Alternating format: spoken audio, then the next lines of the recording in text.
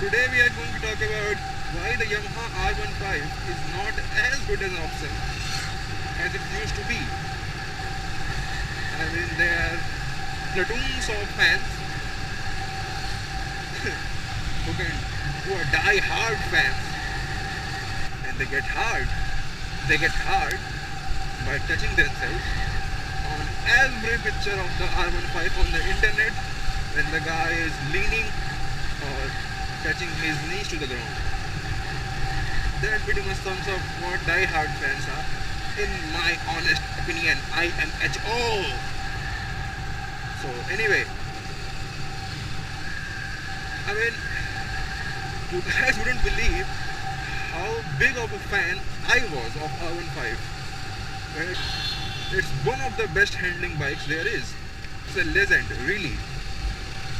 I'm not denying that. I think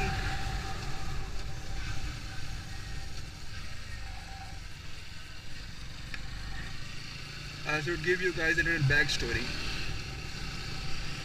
I was adamant on buying the Yamaha R15S, but after test driving it, after so many years, I have driven the R15 version 1 in 2010 extensively, and after that, I had no experience with version 2, but when I was all in the R15S, with a single seat and sexier, comfier aesthetics, I was like, yeah, I'm gonna get this bike.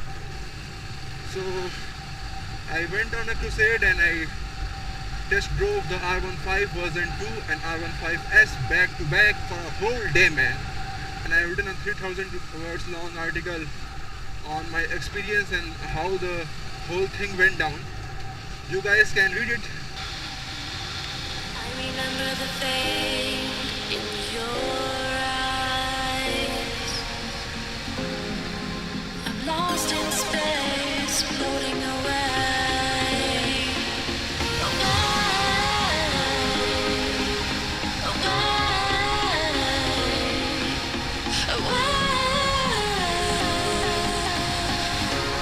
Yeah, the links are in the description box. Just go give it a read.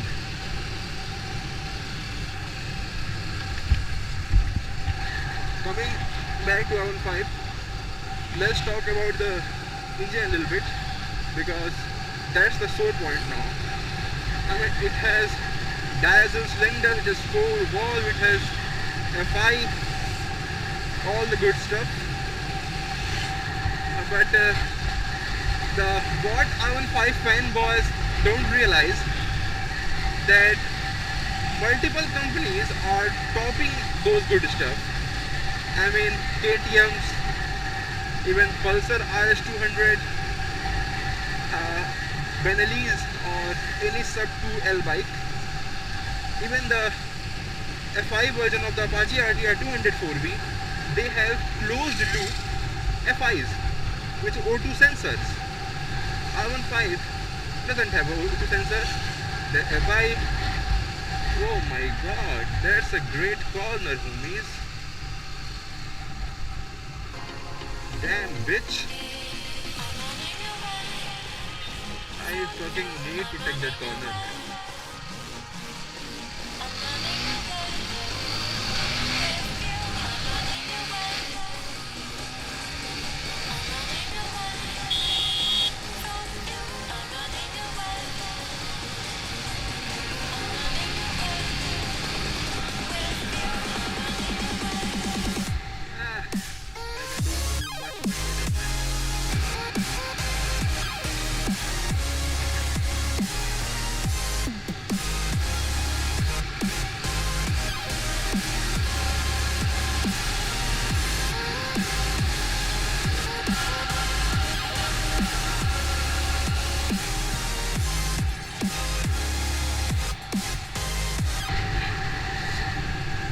So yeah,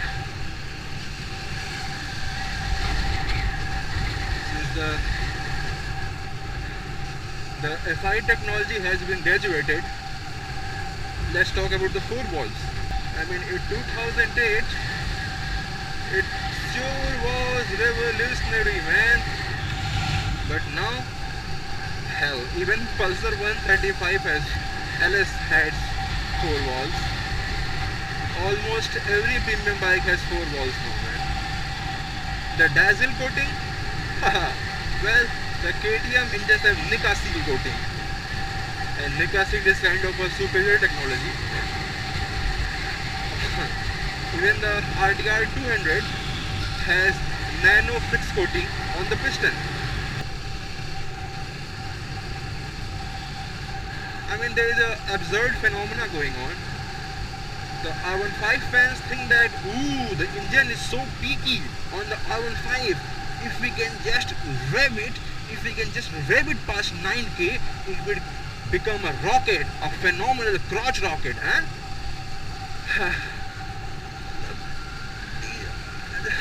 These guys are living in 2008, man. Almost every 4-valve engine nowadays revs to 11k or even beyond. Hell, the R15 doesn't even have double overhead camshaft. Ever heard of DOHC, bitches? Yeah, CBR 150 gets that, double overhead camshafts. KTM gets that, double overhead camshaft. R15 does not. The wonders of DOHC are well known. I mean, it just kind of gives your bike 50% more leeway to rev like a monkey on cocaine, man. Coming to the peaky nature, R15 peaks at 8.5. Have you guys heard about the 115 CBR 150R? I mean, granted it has less torque, but the engine has almost 18.5 PS, 18.3 bhp at 10,500 RPM, man. That's peaky.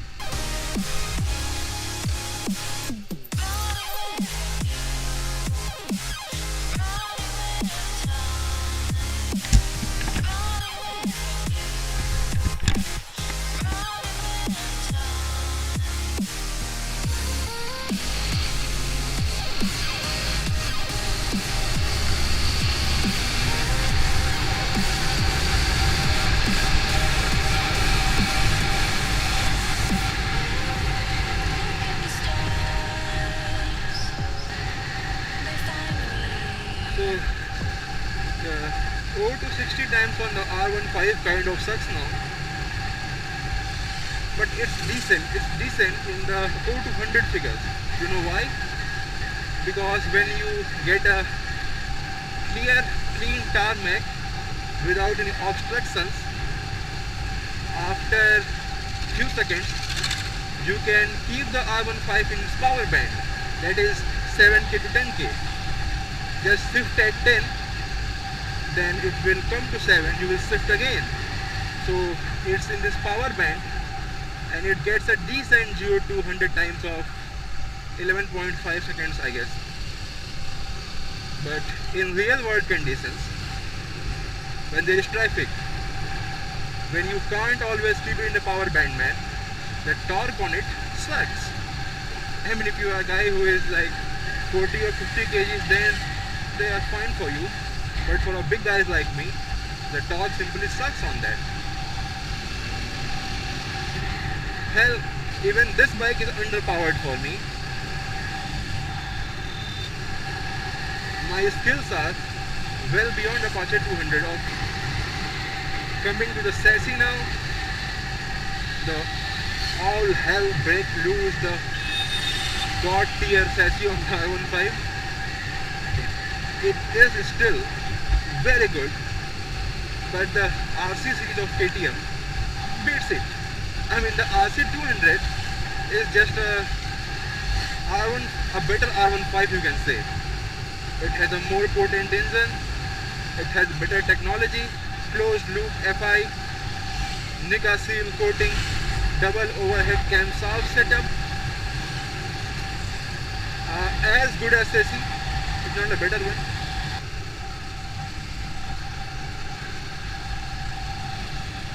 So yeah, the Overdrive guys did a track test of KTM RC 200, Pulsar RS 200 and they have thrown the Apache RTR 200 in the mix,